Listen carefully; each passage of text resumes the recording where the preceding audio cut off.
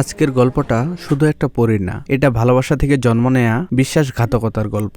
একটা মেয়ের গল্প যে একসময় ছিল পৃথিবীর সবচেয়ে কোমল হৃদয়ের পরী, কিন্তু মানুষের লোভ আর প্রতারণা তাকে বানিয়ে দেয় ভয়ঙ্কর এক অন্ধকারের রানী। ভাবুন তো, যাকে আপনি নিজের জীবনের সবচেয়ে কাছের মানুষ মনে করেন, সেই মানুষটাই যদি একদিন আপনার সবকিছু কেড়ে নেয়, আপনার স্বপ্ন, আপনার শক্তি, এমনকি আপনার স্বাধীনতাও। আর সেই কষ্ট থেকে জন্ম নেয় এমন এক অভিশাপ যেটা পুরো রাজ্যকে ধ্বংস করে দিতে পারে। কিন্তু গল্পের সবচেয়ে বড় টুইস্ট হচ্ছে, যে মেয়েটাকে অভিশাপ দেওয়া হয়েছিল শেষ পর্যন্ত সেই মেয়েটাই কি মেলিফিসেন্ট এর হৃদয় বদলে দিবে? তাহলে ভিডিওটা শেষ পর্যন্ত দেখুন, কারণ শেষের টুইস্টটা সত্যিই আপনাকে অবাক করে দিবে। 2014 সালে মুক্তি পাওয়া ফ্যান্টাসি মুভি মেলিফিসেন্ট, যেখানে মূল চরিত্রে অভিনয় করেছেন অ্যাঞ্জেলিনা জোলি। আপনারা যারা হলিউড মুভি নিয়মিত দেখেন তারা অবশ্যই অ্যাঞ্জেলিনা জোলিকে চিনে থাকবেন। এটি মূলত স্লিপিং বিউটি গল্পের একদম ভিন্ন দৃষ্টিভঙ্গির একটি লাইভ অ্যাকশন সংস্করণ। মুভিটির বাজেট ছিল 180 থেকে 263 মিলিয়ন মার্কিন ডলার, আর বক্স অফিসে এটি আয় করে 760 মিলিয়ন মার্কিন ডলার। বুঝতেই পারতেছেন গল্পটা কত মানুষকে মুগ্ধ করেছিল। গল্পের শুরুতেই আমরা দেখি মুরস নামের একটি জাদুকরী বনের রাজ্য।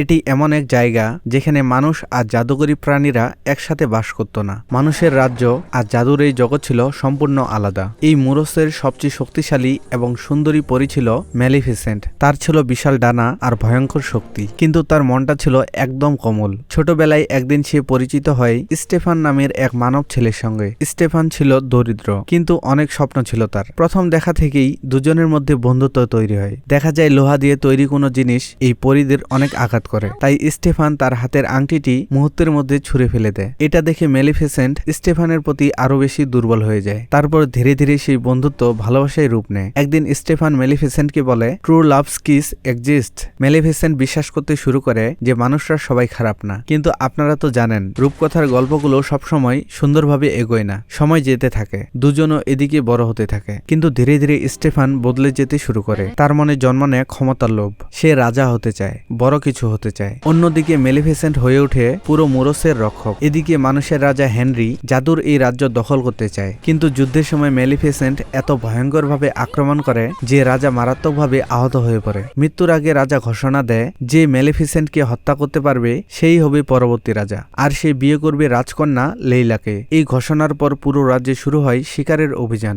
স্টেফানো সুযোগটা হাতছাড়া করতে চায় না। সে মেলিফিসেন্টের কাছে যায়, তারপর ভালোবাসার অভিনয় করে আর তাকে ওষুধ খাইয়ে অচেতন করে ফেলে। কিন্তু যখনই তাকে হত্যা করতে যাবে তখন সে সেটা করতে পারে না। তবে সে আরো ভয়ঙ্কর কিছু করে বসে। লোহার তৈরি একটা চেইন ব্যবহার করে, যেটা পরীদের জন্য বিষের মতো, সেটা দিয়ে সে মেলিফিসেন্টের বিশাল ডানাগুলো কেটে নেয়। এই দৃশ্যটা পুরো মুভির সবচেয়ে কষ্টের মুহূর্তগুলোর মধ্যে একটি, কারণ মেলিফিসেন্ট যখন জেগে ওঠে তখন সে বুঝতে পারে যে মানুষটাকে সে সবচেয়ে বেশি ভালোবেসেছিল সেই মানুষটাই তাকে ধ্বংস করেছে। ডানা হারানোর কষ্টে সে ভেঙে পড়ে। তার কান্না, তার চিৎকার পুরো বন রাজ্যকে অন্ধকার করে দেয়। অন্যদিকে স্টেফান ডানাগুলো নিয়ে রাজপ্রাসাদে যায়, আর সবাই বিশ্বাস করে মেলিফিসেন্ট মারা গেছে। এর ফলে সত্য অনুযায়ী স্টেফান নতুন রাজা হয়ে যায়। কিন্তু এখান থেকে জন্ম নেয় নতুন এক অন্ধকার রানী। একদিন মেলিফিসেন্ট এক কৃষকের ফাঁদে আটকানো একটা কাককে বাঁচায়। তার নাম ছিল ডিয়াভাল। মেলিফিসেন্ট তাকে মানুষে রূপান্তরিত করে, আর ডিয়াভাল তার বিশ্বস্ত সঙ্গী হয়ে যায়। এক কথায় সে তার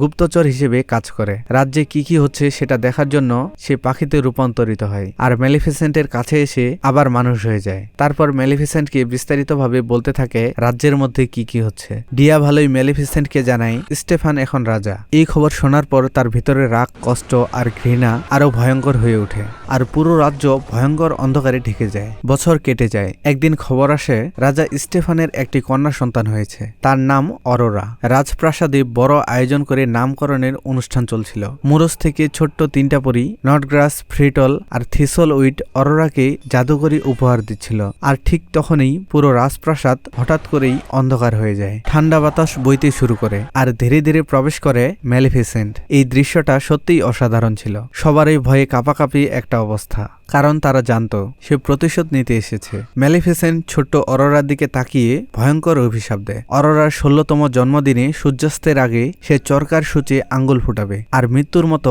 গভীর ঘুমে চলে যাবে। স্টেফান কাঁদতে কাঁদতে তার কাছে ক্ষমা চায়, কিন্তু মেলিফিসেন্ট তার কোনো কথা না শুনে শুধু একটা উপায় রেখে দেয়, ট্রু লাভস কিস। মানে অরোরাকে মন থেকে ভালোবাসে এমন মানুষ যদি তাকে চুমু খায় তবেই সেই সুস্থ হয়ে যাবে। কিন্তু মেলিফিসেন্ট আর স্টেফান দুজনেই জানে সত্যিকারের ভালোবাসা বলতে বলতে আসলে কিছুই নেই। রাজা স্টেফান সঙ্গে সঙ্গে পুরো রাজ্যের সব চরকা ধ্বংস করার আদেশ দেয়। এদিকে আবার স্টেফান মেলিফিসেন্টকে মারার জন্য সৈন্য পাঠায়। মেলিফিসেন্ট পুরো মুরোসকে কাটার দেয়াল দিয়ে ঘিরে ফেলে আর অরোরাকে লুকিয়ে রাখতে 3 পরীকে জঙ্গলের একটি ছোট্ট কুঠিরে পাঠিয়ে দেয়। কিন্তু সমস্যা হলো এই 3 পরী খুব একটা বুদ্ধিমান ছিল না। তারা ঠিকমতো অরোরার দেখাশোনাই করতে পারতেছিল না। তাদের এসব কর্মকাণ্ড দেখে মেলিফিসেন্টই বিরক্ত হয়ে যাচ্ছিল। যদিও বর্তমানে সে ভিলেন আর এই ছোট্ট অরোরাকে সেই অভিশাপ দিয়েছে, কিন্তু ধীরে ধীরে মেলিফিসেন্ট আর ডিয়াভাল গোপনে অরোরাকে সাহায্য করতে শুরু করে। এভাবেই ধীরে ধীরে মেলিফিসেন্টের মন বদলে যেতে শুরু করে। ছোট্ট অরোরা তাকে পরিমা বলে ডাকতে শুরু করে আর সত্যি বলতে তাদের সম্পর্কটা অনেক সুন্দরভাবে গড়ে ওঠে। মেলিফিসেন্ট বুঝতে পারে সে আসলে অরোরাকে আঘাত করতে চায় না। সে গোপনে নিজের অভিশাপ ভাঙার চেষ্টা করে, কিন্তু ব্যর্থ হয়, কারণ সে নিজেই বলেছিল পৃথিবীর কোনো শক্তিই এই অভিশাপ ভাঙতে পারবে না। এদিকে অরোরা বড় হতে থাকে আর একদিন তার সাথে দেখা হয় পাশের রাজ্যের রাজপুত্র ফিলিপের সঙ্গে। দুজনের মধ্যে ধীরে ধীরে ভালো লাগা তৈরি হয়। অন্যদিকে রাজা স্টেফান দিন দিন পাগলের মতো হয়ে যাচ্ছিল। সে অবিরাম লোহার অস্ত্র তৈরি করছিল শুধুমাত্র মেলিফিসেন্টকে হত্যা করার জন্য। এমনকি নিজের মৃত্যু পথযাত্রী স্ত্রীর কাছেও সে যায়নি। এর মাঝে মেলিফিসেন্ট অরোরাকে মুরোসে নিয়ে যায় আর মুরোসের অপরূপ সৌন্দর্য অরোরাকে অনেক ভালো লাগে। মেলিফিসেন্ট তাকে মুরোসে থাকার অনুমতি দেয়। অবশেষে অরোরার 16তম জন্মদিন চলে আসে, কিন্তু 3 পরীর মধ্যে একজন ভুল করে সত্যটা বলে দেয়। তারা বলে মেলিফিসেন্টই তাকে অভিশাপ দিয়েছিল। একথা শোনার পর অরোরা ভেঙে পড়ে। সে মনে করে সবাই তাকে প্রতারণা করেছে। রাগ করে সে বাবার দুর্গে ফিরে যায়। ঠিক তখনই অভিশাপ কাজ করতে শুরু করে। এক অদ্ভুত জাদু তাকে টেনে নিয়ে যায় দুর্গের ভেতরের লুকানো একটি কক্ষে, যেখানে এখনো একটি চরকা লুকানো ছিল।